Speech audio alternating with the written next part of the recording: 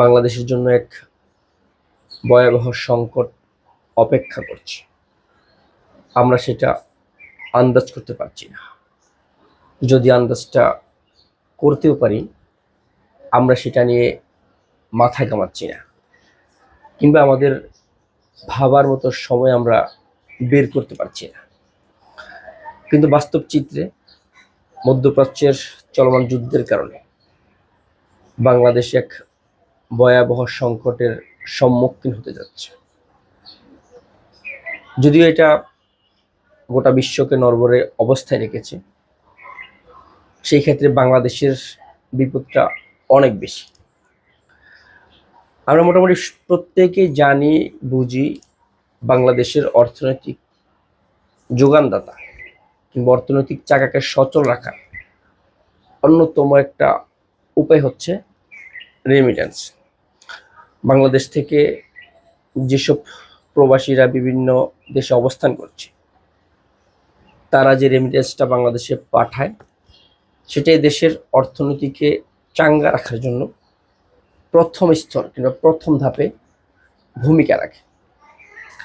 কিন্তু মধ্যপ্রাচ্যের এই যুদ্ধটা যদি আরও দীর্ঘমেয়াদী হয়, আরেকটু বড় আকারে হয়, তখন বাংলাদেশ থেকে যেসব প্রবাসীরা বিভিন্ন দেশে বসবাস করছে, প্রবাস জীবনযাপন করছে, তারা বাংলাদেশের রেমিটেন্সটা সেই অর্থে পাঠাতে ব্যর্থ হবে।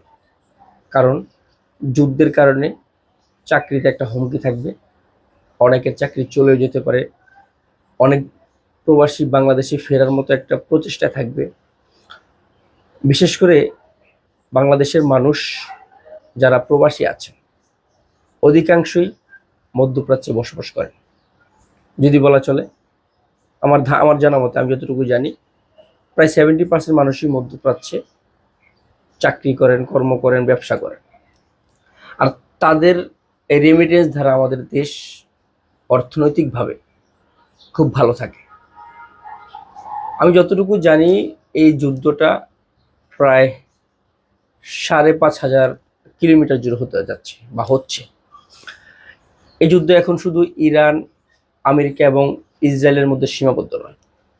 এই যুদ্ধ এখন পুরো মধ্যপ্রাচ্যে, এবং সেটার প্রভাব গোটা বিশ্ব দেখতে পাচ্ছে। যুদ্ধক্ষেত্রে যুদ্ধে না জড়িয়েও যে ক্ষতির সম্মুখীন আমরা হচ্ছি, আমাদের যে সংকটের মোকাবেলা আমরা করছি, এটা আমাদের দেশকে গৃহযুদ্ধে পরিণত করতে পারে।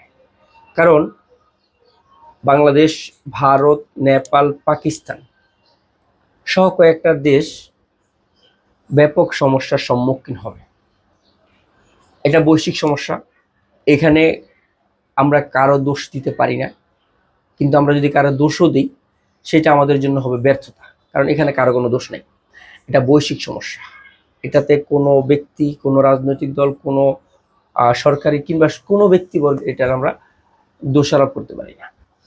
তবে আমাদের জন্য একটা খারাপ সময় অপেক্ষা করছে। এই যুদ্ধ যদি এখনই সামলাতে না পারে, কিংবা এই যুদ্ধ যদি থামানো না যায়, আমাদের রেমিটেন্স যোদ্ধারা যখন রেমিটেন্সটা না পাঠাবে, এমনিতে আমাদের দেশটা অর্থনৈতিকভাবে বেশ অসচ্ছল। আমাদের দেশ ঋণগ্রস্ত দেশ, ক্ষুদ্র একটা দেশ, এর মধ্যে ব্যাপক ঋণ আমাদের। এই ঋণটা কাটিয়ে উঠতে না উঠতে যদি এই যুদ্ধটা চলমান থাকে, এই যুদ্ধটার কারণে জ্বালানি যে সংকট হচ্ছে, বিদ্যুতের যে সংকট দেখা দিচ্ছে, বিদ্যুৎ উৎপাদনে ব্যাহত হচ্ছে, জ্বালানি ব্যাহত হচ্ছে, এর ফলে আমরা একটু আন্দাজ করি আমাদের জন্য কী অপেক্ষা করছে। সরকার নিজেদের সর্বোচ্চ চেষ্টা দিয়ে বাংলাদেশের মানুষকে ভালো রাখার একটা প্রচেষ্টা করছে, কিন্তু সরকারের এখানে কোনো করণীয় নেই। আমরা মধ্যপ্রাচ্য নির্ভরশীল একটা বাংলাদেশ। আমাদের দেশের জ্বালানির যে সমস্যাটা, সেটা মধ্যপ্রাচ্যের মাধ্যমেই হবে, এটাই স্বাভাবিক। হ্যাঁ, আমাদের অকটেন ডিজেল উৎপাদনের সক্ষমতা আছে, আমরা সেটা অর্জন করেছি। আমাদের দেশ জ্বালানির মধ্যে যদি অকটেন আর ডিজেলের উৎপাদনের ক্ষমতা রাখে, তবে সেটা 30% বেশি নয়, যেটা পরিপূর্ণ দেওয়া সম্ভব না। ইতোমধ্যে আমরা যে পরিমাণ ভোগান্তির সম্মুখীন হচ্ছি, সেটা জাস্ট বলা বাহুল্য।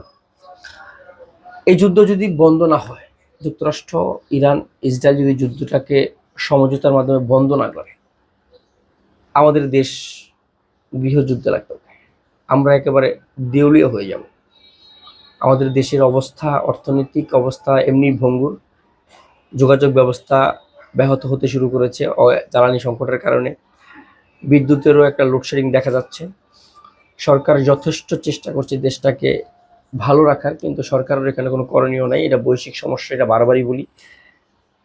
আমরা আল্লাহ তাআলার দরবারে, আল্লাহ তাআলার কাছে দোয়া ছাড়া আমার কিছু করণীয়, কিংবা আমাদের কোনো করণীয় নাই। এই যুদ্ধটা বন্ধ হোক, এটা আমাদের প্রত্যেকের চাওয়া। ভারত, পাকিস্তান, বাংলাদেশ, নেপালের মতো দেশ সবচেয়ে বেশি সমস্যার সম্মুখীন হবে। হ্যাঁ, সৌদি আরবের হিসাবটা ভিন্ন, সৌদি আরব তো সবচেয়ে বেশি হবে, কারণ সৌদি আরবের অনেক ঝামেলা, সৌদি আরবের অর্থনৈতিক সমস্যা, জ্বালানি সমস্যা, আর সব মিলে তেলের ব্যবসার ক্ষেত্রে সৌদি আরবের যেহেতু তারা এগিয়ে, তাদের সমস্যাটা বেশি হওয়ার কথা। কিন্তু ক্ষুদ্র দেশ হিসেবে আমরা যে সমস্যার সম্মুখীন হচ্ছি, এটা আরো প্রকট হচ্ছে, এটা আরো দীর্ঘ হচ্ছে। বাংলাদেশের রেমিটেন্স যোদ্ধারা যারা আছে, যারা বিভিন্ন দেশে অবস্থানরত, বিশেষ করে বেশিরভাগই মধ্যপ্রাচ্যে কর্মরত, এটা থেকে যদি মুক্তি না মিলে আমাদের দেশ দেউলিয়া হতে পারে। আমরা সরকারকে ধন্যবাদ জানাই, তাদের প্রচেষ্টা হচ্ছে, তারা প্রচেষ্টা করছে, বৈশ্বিকভাবে তারা চেষ্টা করছে দেশকে মোটামুটিভাবে শান্ত রাখার। তারাও ব্যর্থ হতে পারে, কারণ দেশ এখন দেশের অবস্থানে নেই, কারণ এটা গোটা বিশ্বের সমস্যা, এটা বৈশ্বিক সমস্যা। আল্লাহ আমাদেরকে রক্ষা করুক। আল্লাহ তাআলার দয়ায় আমাদের এই দেশটা টিকে আছে। তিনি যদি চান আমরা ভালো থাকবো এবং আমাদের দেশটাও ভালো থাকবে।